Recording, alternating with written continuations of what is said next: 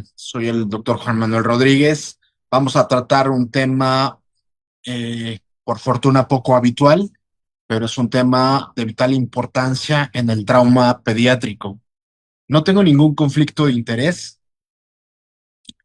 y esta frase me encanta, es de mi maestro, el doctor Pastor Luna,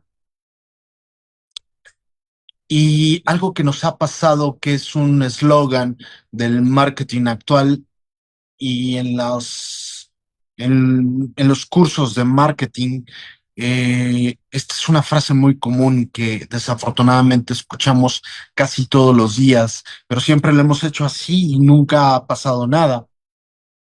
Y bueno, quiero empezar con el caso de Brian. Brian es un chico que tiene 10 años de edad, tiene un antecedente de epistaxis espontánea y sufre un trauma tóraco-abdominal penetrante y tiene un sangrado de 2000 mililitros en, en el lugar de trauma. Estos son sus signos vitales. Como podemos ver, está taquicárdico, está hipotenso, está desaturado y aparte está hipotérmico, ¿sí? Como pueden ustedes darse cuenta, pues estamos en una etapa de shock trauma entre 3 y 4 de la clasificación del ATLS. El paciente tiene una distensión abdominal severa, el llenado capilar está en 6 segundos, pulsos femorales ausentes, braquiales débiles, y se inicia una reanimación en sala de urgencias con líquidos como lo marca el ATLS. Es programado para una tóraco-laparotomía de urgencia. Veamos dónde está el paciente. El paciente, de acuerdo a la clasificación del ATLS, podría estar en una etapa entre 2 y 3 de la clasificación de shock trauma. Y de acuerdo a las clasificaciones pediátricas, observen ustedes en dónde podría estar, también en una etapa 2, 3 de las clasificaciones de trauma.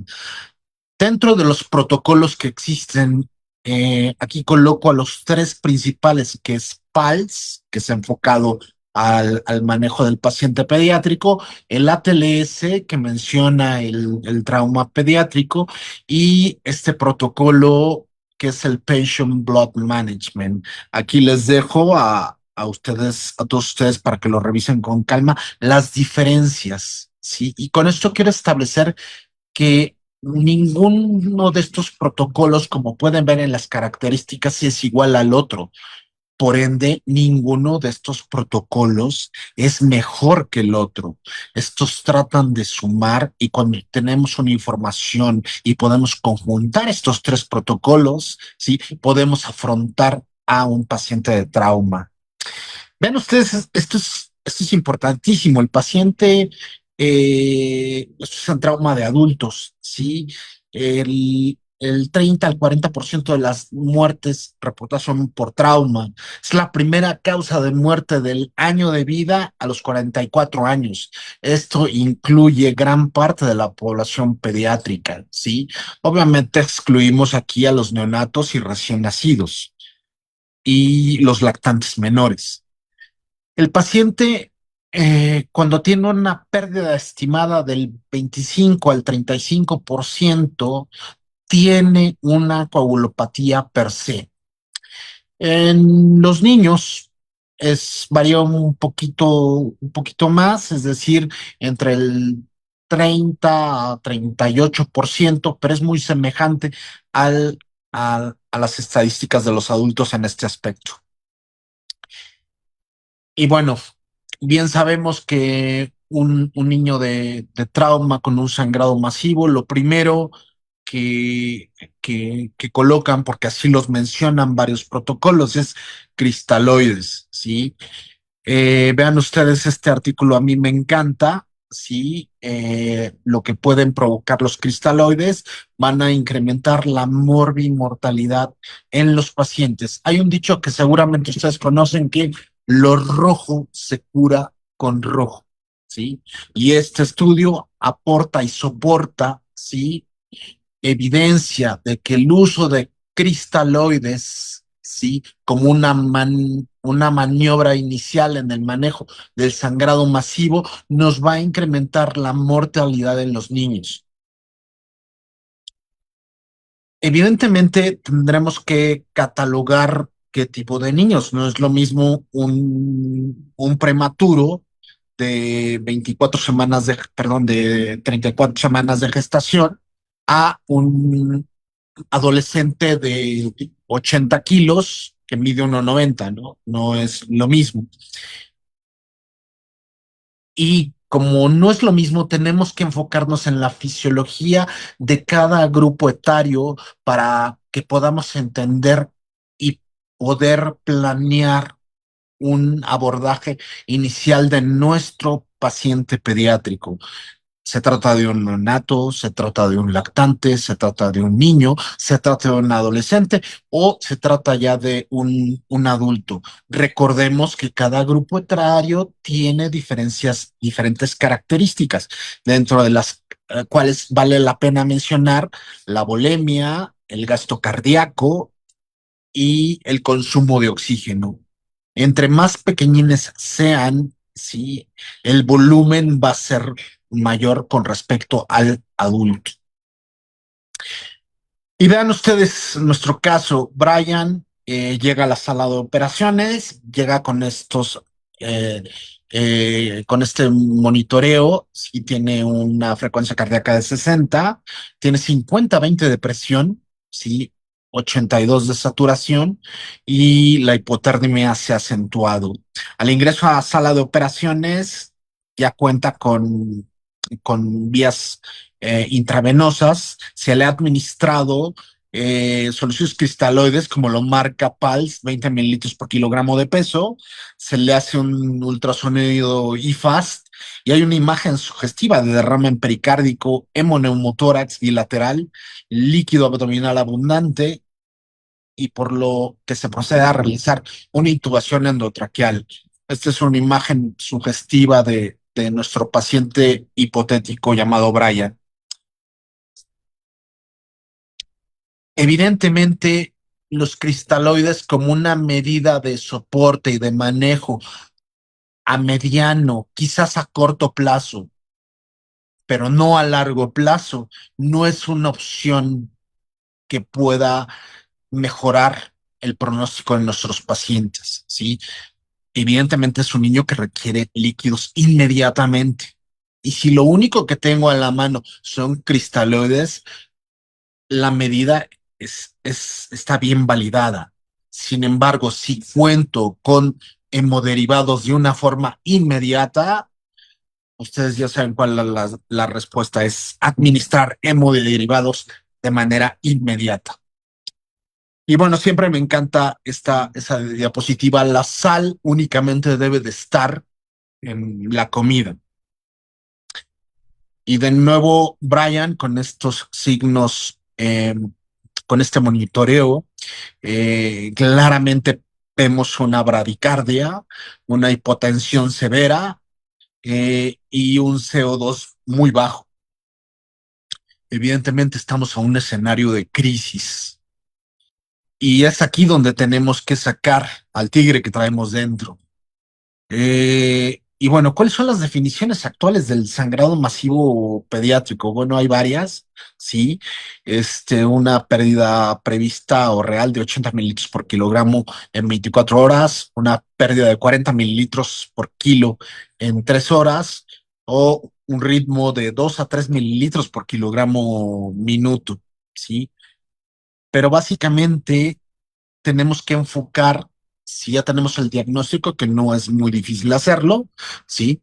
El cálculo de la volemia de acuerdo al grupo etario al cual estemos hablando, ¿sí? Calcular las pérdidas sanguíneas permisibles, que hay fórmulas muy estandarizadas y muy validadas en todo el mundo, y cuantificar las pérdidas con un análisis lo más objetivamente posible. Esto dado a la situación de urgencia, es relativamente difícil, pero cuando nosotros hacemos equipo con el personal de enfermería o el personal paramédico, tenemos más o menos un estimado de cuánto podría ser las pérdidas sanguíneas que tenemos en este paciente. Y bueno, evidentemente la cadena de supervivencia enfocada en el enlace de la atención prehospitalaria y la atención hospitalaria de nuestros pacientes. Hay una aplicación muy buena que yo se las recomiendo, que se llama Pedicrisis. Está disponible para cualquier tipo de dispositivo móvil que ustedes tengan y es muy amigable, está en español y esto es lo que nos dice Pedicrisis de acuerdo al sangrado masivo. Una serie de checklists que se pueden ir elaborando y podemos tener a alguien que nos pueda llevar las ayudas cognitivas, sí, para el enfoque y el manejo del sangrado masivo. Pero ven ustedes aquí lo importante de donde dice enviar pruebas de laboratorio cada 30 minutos, hemograma, plaquetas, obviamente un coagulograma completo, pero aquí dice TEG. ¿Qué es el TEG? Se trata de un tromboelastograma. Y yo aquí lo actualizaría un poco más y serían realización temprana de pruebas viscoelásticas, que más adelante vamos a ver que existe el tromboelastograma, ¿sí? Y existe el Rotem. Dentro de la evaluación del sangrado, bueno, hay que analizar evidentemente el grupo etario para situarnos en el contexto de volemia y hemodinámico de nuestro paciente, las pérdidas subestimadas, y hay que tomar en cuenta que de acuerdo a PALS, la segunda causa de paro cardíaco, sí, es hipovolemia, sí. La primera, como bien sabemos, es hipoxia.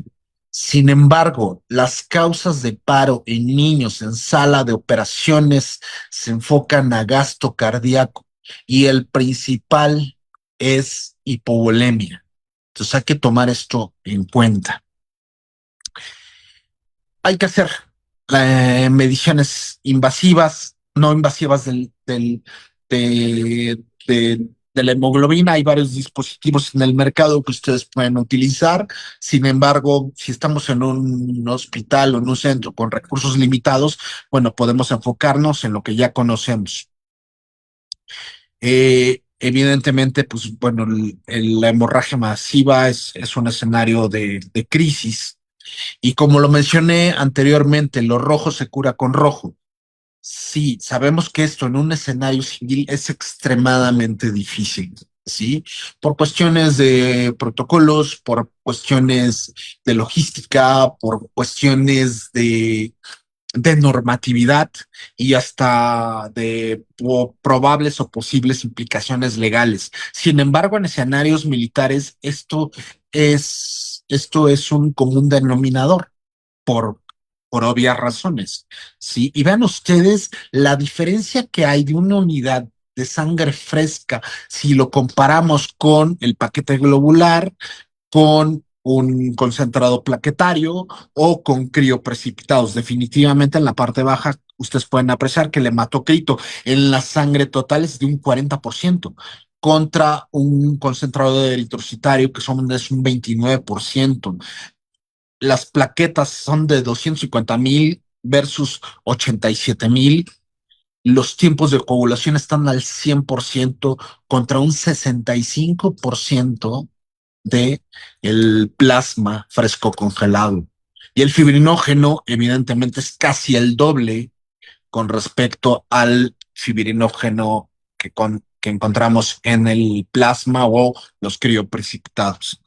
Algo más de las diferencias que hay de la sangre total con el plasma fresco congelado, los paquetes globulares y las plaquetas, que es lo que ya habíamos venido mencionando. Y bueno, volvemos al caso de Brian.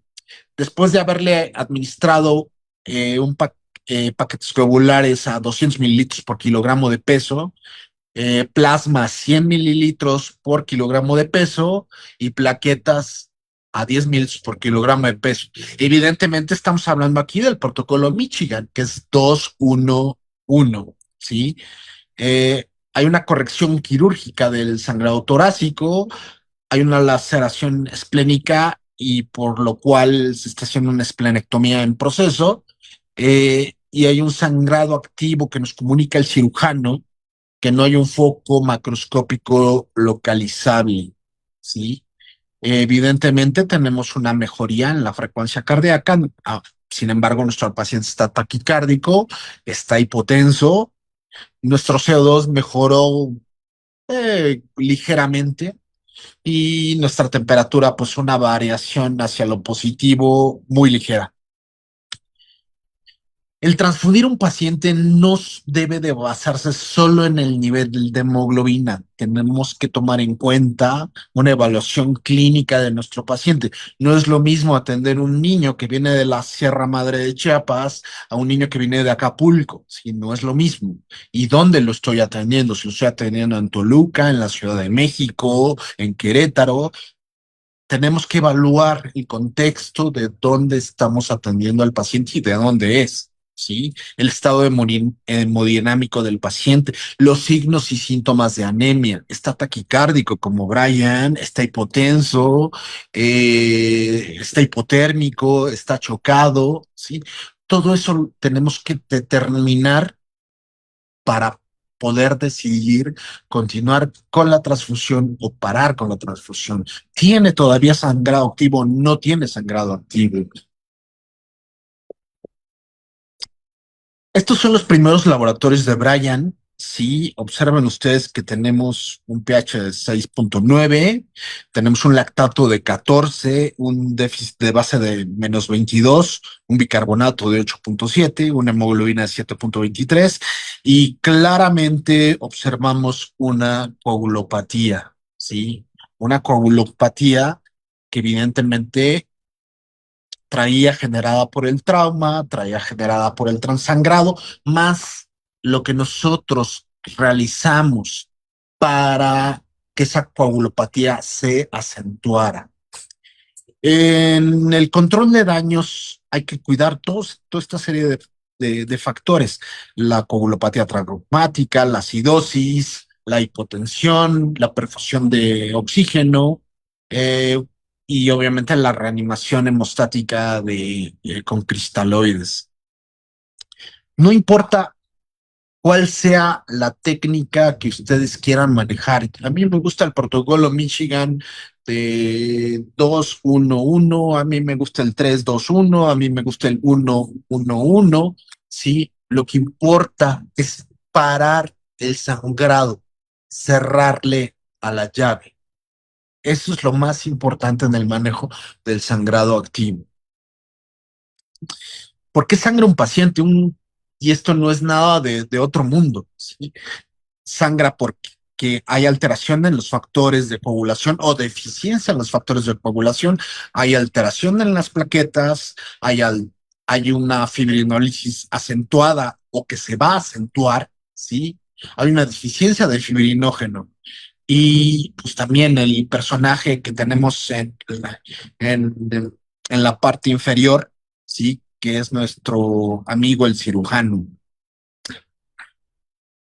Como les mencioné, el protocolo PBM, que es el Patient Blood Management, sí, es un protocolo que se basa en tres acciones principalmente: mantener la concentración de hemoglobina, optimizar la hemostasia y minimizar las pérdidas sanguíneas. Este protocolo ha provocado disminuir el número de transfusiones, disminuir los costos hospitalarios y una disminución en la morbimortalidad de nuestros pacientes. Esto es las ventajas que ha tenido el PBM en adultos, ¿sí? ¿Y cuáles son nuestras metas hemodinámicas en el sangrado pediátrico? Bueno, evidentemente la perfusión tisular. Sabemos que el primer dato clínico de hipovolemia en adultos es taquicardia. En niños no. En niños el primer dato, ¿sí? Va a ser la palidez distal la disminución del llenado capilar y, y el frío en las extremidades. Sí, esas son las tres eh, condiciones clínicas que nos sugieren que el niño está entrando en en un estadio de hipovolemia con, con afección hemodinámica. ¿Sí?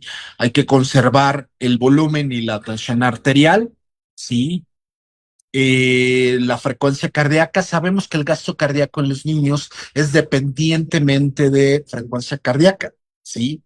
Y aquí enfoca y podemos traspolar el nuevo, bueno, el relativamente nuevo concepto que tenemos de la perfusión tisular que hay, ¿sí? Hay que mejorar la disponibilidad de oxígeno, hay que disminuir el consumo de oxígeno y dentro de nuestras alternativas está eh, eh, enfocarnos en el trabajo metabólico con nuestros pacientes, la mejoría en la ventilación y el control de la temperatura y la analgesia del paciente. ¿Qué implicaciones tiene el plasma fresco en el glicocálix?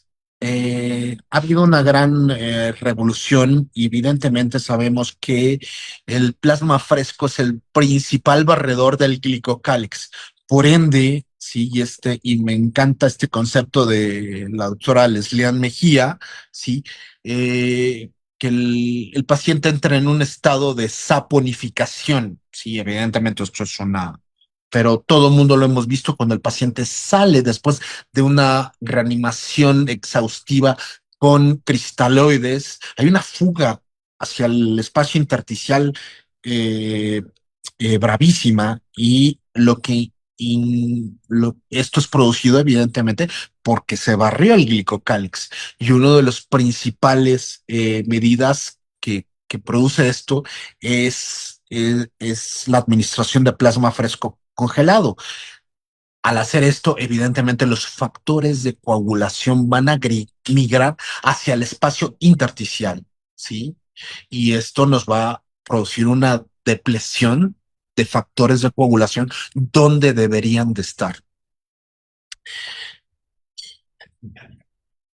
Básicamente los tipos de plasma, no me voy a detener en esto porque no es el tema central de la charla, pero sí en esto, ¿sí? En el diamante de la muerte que ustedes ya conocen, que es la hipotermia, la coagulopatía, la hipocalcemia y la acidosis. Bien sabemos que los niños pierden calor rápidamente versus los adultos, ¿sí? Un niño acidótico va sí, es más propenso a, a generar mayor morbimortalidad. Y la hipocalcemia, sí que ahorita está muy en boga el incrementar los niveles de calcio o normalizar los niveles de calcio en el paciente con sangrado masivo, sobre todo en niños. Eh, el enfoque del diamante de la muerte en pediatría, como hemos venido diciendo, sí, los niveles de calcio que hay que mejorarlos, la acidosis que hay que corregirla, hay que prevenir o manejar la coagulopatía que ya se desarrolló, sí, y ahorita vamos a ver cuáles son las estrategias para realizarlo, y la hipotermia. Sabemos que la hipotermia es, y aquí les dejo una esquemita de dónde pierde calor principalmente, y la principal pérdida de calor es por la cabeza, es decir, a través de la radiación. Este es un artículo que también a mí me encanta de la coagulopatía que hay secundaria al trauma y vean ustedes cómo el trauma va a generar un shock, un problema en el endotelio, ¿sí? Y esto va a generar una coagulopatía traumática. Las pruebas viscoelásticas, como ya les había dicho, sí existen tres principalmente: el tromboelastograma, el ROTEM y el Quantum. Sí, en lo personal tengo experiencia en las primeras dos. sobre todo utilizando en niños, pero son pruebas rápidas versus las pruebas estándar que ustedes ya conocen, TP y TTP. Eh, Evidentemente sabemos que el concepto de la cascada de coagulación cambió ya hace algunos años, sí, que ya no se enfoca en una vía intrínseca y una vía extrínseca, sino simplemente es un sistema de coagulación y como un sistema de coagulación tenemos que analizarlo de manera global. Eh, un comparativo entre las pruebas estándar y las pruebas viscoelásticas. Observen ustedes que las pruebas estándar en los mejores centros hay un tiempo promedio entre 30 minutos y un 60 minutos en algunos centros que tengan menor dinamismo para realizarlas. Eh, el tipo de muestreo, la utilidad clínica y algo que no se evalúa es la funcionabilidad plaquetaria, ¿sí? En las pruebas estándar. Nos da un número de plaquetas, pero no podemos revisar en la funcionabilidad plaquetaria. Y bueno, dentro de las pruebas viscoelásticas podemos determinar en específico en Rotem, ¿sí? Cuando es una prueba normal y bueno, hagan de cuenta que son unas copas de vino, de coñac, de champán, ¿sí? Y así podemos correlacionar de qué tipo de alteración estamos viendo, ¿sí? Cuando tenemos una deficiencia de factores de coagulación, cuando tenemos una hiperfibrinolisis, que esto es muy común en escenarios de trauma, o cuando hay una hipercoagulabilidad, es decir, ya nos pasamos, ya nos fuimos más allá. Y vean ustedes, este es el escenario de Brian. En la parte de arriba está 1.5, 1.3 horas después de su llegada, 2 horas 15 minutos después de su llegada ya en sala de operaciones y 6 horas y media ya en la unidad de cuidados intensivos. El EXTEM que evalúa ROTEM, que es digamos así, el sistema extrínseco, el INTEM, que es el sistema intrínseco, y el FIFTEN, que es la valoración del fibrinógeno, ¿sí? Existe otro apartado que es el EXTEM, ¿sí? Perdón, que es el EPTEN, que es para la funcionabilidad de la heparina, pero eso es para cuando utilizamos dicha droga, sobre todo en cirugía cardiovascular. Vean ustedes cómo va variando nuestra copa, ¿sí? Y se va modificando de acuerdo a las medidas que nosotros vayamos tomando. Por eso digo, las pruebas viscoelásticas nos dan la posibilidad de hacer eh, modificaciones en tiempo casi real, ¿sí? La mayor parte de los artículos dicen que es en tiempo real, yo lo pongo así, en tiempo casi real. Cuando tenemos 1 hora y media en sala de operaciones, bueno, podemos observar que hay un 15 de 4 milímetros y el patrón es parecido a una copa de martini, básicamente. Y hay que frenar una hiper, que lo que sugiere un estado de hiperfibrinolisis y hay que administrar ácido tranexámico. Ahí ahorita vamos a ver las dosis, pero aquí se sugiere 15 miligramos. No es necesario que se aprendan las copas y todo esto. Sí es necesario que tengan en cuenta los valores normales y ahora con la ayuda de inteligencia artificial, ustedes pueden realizar prounds en cualquier sistema de inteligencia artificial que ustedes gusten y manden y poder hacer sus análisis de acuerdo al prompt que ustedes colocaron para el uso de la inteligencia artificial. Y si no están familiarizados aún con la inteligencia artificial, pueden utilizar esquemas que hay en todos lados. 2 horas 15 minutos, vean ustedes, hay un incremento de la amplitud máxima y, y en el FIPTEN nos fuimos a 9 milímetros, en el EXTEN nos fuimos a 61 milímetros, y aquí vale la pena ir realizando consideraciones y aquí se decidió administrar calcio iónico para mantener unos niveles plasmáticos de 1.2. Y ya 6 horas y media después, ya tenemos una corrección casi total. Sí, tenemos un FIPTEN en 11 milímetros y podemos empezar a tomar decisiones de administrar transfusiones empíricas con el fin de evitar un trali o un taco. Sí, evidentemente todo esto es basado en la clínica del paciente. ¿Cómo está el paciente? ¿Está taquicárdico? ¿Está hipotenso? ¿Cómo está el llenado capilar? Sí, muy importante en los niños, como ya se los mencioné. Y todos esos parámetros clínicos nos van a indicar si debemos proseguir con las transfusiones. Los niños no son hojas de cálculo, ¿sí?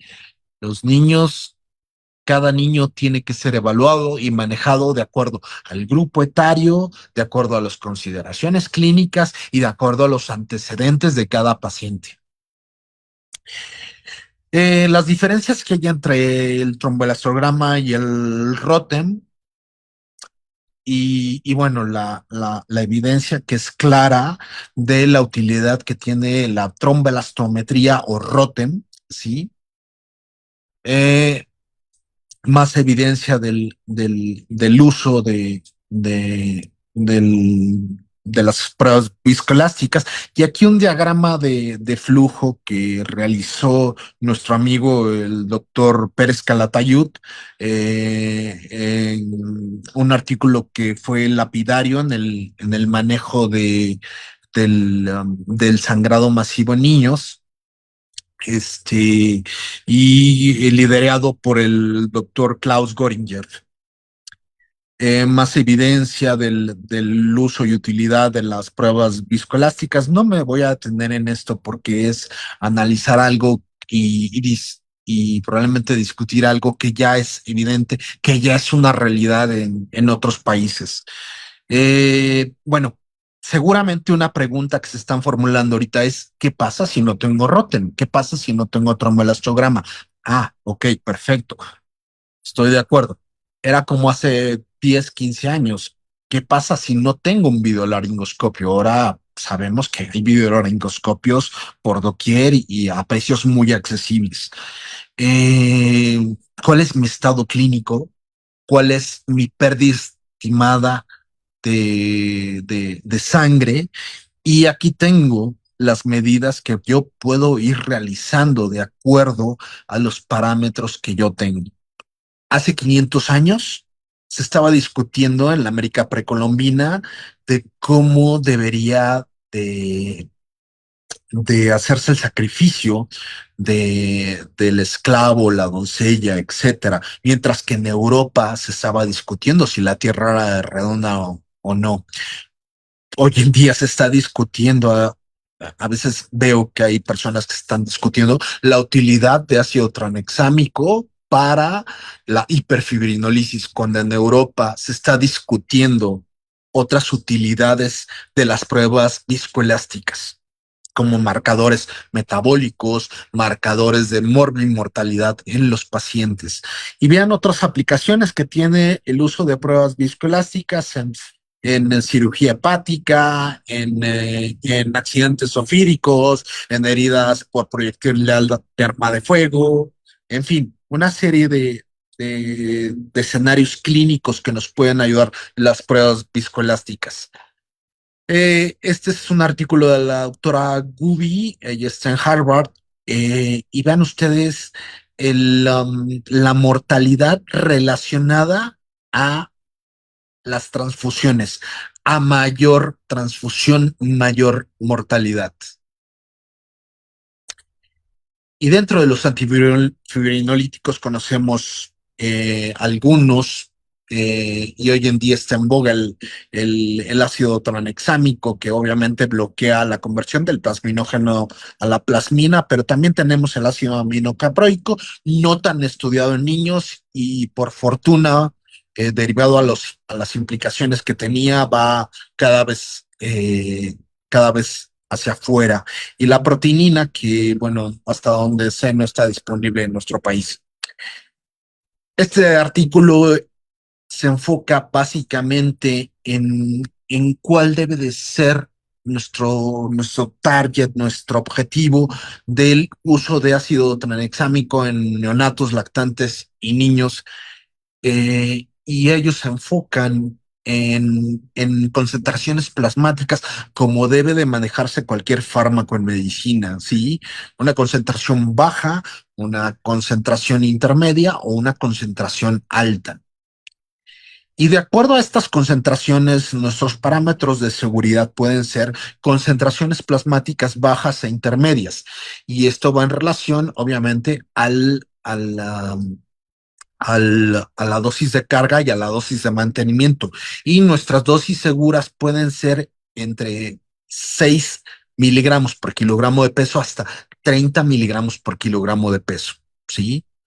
Dosis más altas, por arriba de 50 miligramos por kilogramo de peso, sí están reportadas, pero ya se incrementan los riesgos que tiene el administrar ácido tranexámico, sobre todo dosis altas en niños. Evidentemente hay un número de fármacos que nos van a ayudar a- al manejo del sangrado masivo, y otro de ellos es el fibrinógeno. Y bueno, el fibrinógeno, como sabemos, es un factor de coagulación más abundante y el primero que alcanza niveles críticos durante la hemorragia grave. En los niños no están exentos de esto, ¿sí? Y tenemos que mantener una concentración de fibrinógeno entre 1,5 y 2 gramos por litro. Las dosis del uso de fibrinógeno pueden andar entre los 30 y 60 miligramos por kilogramo de peso. Aquí hay un artículo bastante interesante, ya sea de algunos años, el uso de fibrinógenos en cirugía de craneosinostosis. Ellos encontraron que utilizar dosis profilácticas de fibrinógeno, es decir, dosis bajas de 30 miligramos por kilogramo de peso, daría unos resultados positivos en la disminución del sangrado. Evidentemente, el fibrinógeno es igual de eficaz que los crioprecipitados, pero es más seguro que los crioprecipitados y mucho más seguro que el plasma fresco congelado. Y bueno, este es otro estudio del uso de fibrinógeno en la craneosinostosis, que como bien saben ustedes, es una de las cirugías donde más sangran los niños. Y bueno, el uso de fibrinógeno de manera profiláctica, como nuestras curvas se van estabilizando hasta llegar a la normalidad. La eritropoyetina, bueno, hay una escasa evidencia en niños, no está generalizada su uso en neonatos y lactantes. Y, y bueno, recuperador celular. Bueno, el recuperador celular es básicamente está diseñado a niños ya un poco más grandes, sobre todo por el llenado de la campana. Las campanas más pequeñas, hasta donde sé que son de 100 mililitros, nunca la he visto en México, eh, que puedan agarrar y puedan empezar a hacer el ciclado del, del recuperador. El factor 7 recombinante, bueno, no está recomendado su uso de manera inicial. Este, mi sugerencia es que esto tiene que ser manejado en conjunto con hematología para su uso en sangrado masivo. Y mi paciente seguirá sangrando. Bueno, las pruebas viscoelásticas no predicen el futuro, pero sí ayudan a determinar por qué está sangrando un paciente. Y bueno, dentro de las cuestiones que tenemos que también evaluar es la anemia. Como sabemos, en nuestros países en vías de desarrollo, la anemia es un común denominador en el paciente pediátrico. El sangrado intraoperatorio, la transfusión masiva y la mayor mortalidad que puedan existir. La anemia, bueno, la incidencia global es un 40%, es algo que tenemos que sí o sí tomar en consideración. Si a eso le sumamos trauma y si a eso le sumamos sangrado masivo en los niños, es algo que sí o sí tenemos que tomar en cuenta. La anemia mata y eso no los tenemos que tener grabado, ¿sí? Y va a incrementar nuestra mortalidad pediátrica. Otra de las cuestiones que tenemos que tomar en cuenta es la hipocalcemia, la hipercalemia, la acidosis, la hipomagnesemia, ¿sí? Y esto es un artículo que a mí me encanta porque es un artículo que evalúa el uso de transfusión de plaquetas de manera profiláctica y bueno, pues se vio que incrementa la mortalidad de nuestros pacientes. Otro artículo semejante, aunque es un artículo que nos va diciendo del uso de plaquetas de manera indiscriminada, ¿sí? Basándonos únicamente en números crudos que era nuestro común denominador que teníamos.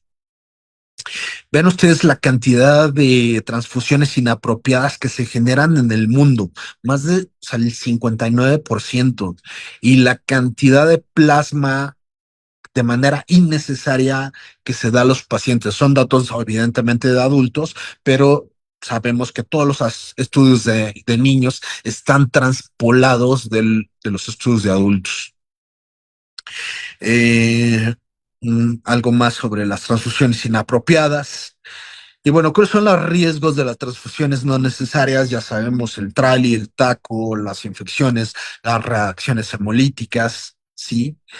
Y vean ustedes desde la aparición del protocolo del PBM cómo ha venido a revolucionar el uso racional de la sangre y esto también ya ha sido traspolado en los niños, como ya lo hemos visto, y ha generado grandes beneficios.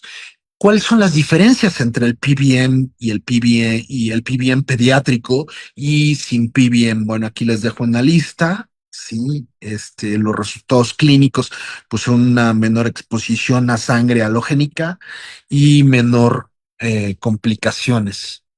¿Qué es lo que podemos hacer antes, durante y después del sangrado de nuestros pacientes? Bueno, aquí también una serie de medidas que nosotros podemos adoptar y sobre todo el uso temprano de antifibrinolíticos. En este caso, ácido tranexámico. Y aquí también les dejo un árbol de toma de decisiones, sí, basado en cuando no contamos con pruebas viscoelásticas. Es decir, tenemos una hemoglobina en un niño de 5 gramos, evidentemente que transfundir sí o sí. Tenemos una hemoglobina entre 5 y 7. Bueno, ¿cuál es mi juicio clínico? ¿Está taquicárdico, está hipotenso? ¿Cómo está el llenado capilar? ¿Está séptico, está chocado? ¿Cómo está ese niño? ¿Sí? Mayor de 7. Bueno, también hay que utilizar nuestro juicio clínico. Y otro esquemita también, menos de 5, ya lo dijimos, transfundir. 7 hay que evaluar, más de 9, bueno, eh, salvo el chico venga de un lugar como Acapulco y lo estamos tratando en la Ciudad de México, está taquicárdico, está hipotenso, el llenado capilar está prolongado, bueno, entonces hay que considerar una transfusión. Y bueno, con respecto a la transfusión en los neonatos, no me voy a meter mucho en esto porque realmente es muy, muy raro ver un neonato en un sangrado masivo por trauma, pero bueno, sabemos y hay que tomar en cuenta que el 70% de los neonatos a término van a tener una hemoglobina fetal y los que son prematuros, el 97% va a ser una hemoglobina fetal. En resumen, si tiene pruebas elásticas hay que usarlas desde un inicio, no esperar a que el paciente ya esté descompensado, no esperar a que ya no sabemos qué hacer con el paciente, no. Tenemos que tener un parámetro basal y eso consiste en mandar una prueba si tenemos el equipo en nuestro hospital, que por fortuna cada vez más hay hospitales que tienen pruebas viscoelásticas, hay que mandar una muestra en la que nos empiecen a maquilar unas pruebas viscoelásticas. Sí o sí hay que considerar una coagulopatía cuando tengamos una pérdida sanguínea del 30% del volumen sanguíneo circulante. Hay que usar tempranamente ácido tranexámico, fibrinógeno y calcio. Hay que evitar transfusiones evaluando de manera individual, como ya lo hemos visto, sí. Evitar a toda costa anemia crítica, hipotensión, acidosis, hipotermia, hipocalcemia, hipoperfusión, hiperpotasemia. Como dice el PALS, evalúe, identifique, intervenga. Y hay que evitar el manejo de hemoderivados de manera profiláctica si no tenemos pruebas viscoelásticas y no realizamos un análisis clínico de nuestro paciente. Evidentemente hay muchas cosas por desarrollar, pero todas estas cuestiones extraordinarias de la medicina no las genera una sola persona, se generan en equipo como todas las cosas grandiosas que ustedes conocen. Les dejo un checklist de la integración del PBM en 6 pasos que ustedes pueden tener en cualquier hospital del mundo, tengan o no tengan pruebas viscoelásticas. Les agradezco muchísimo su atención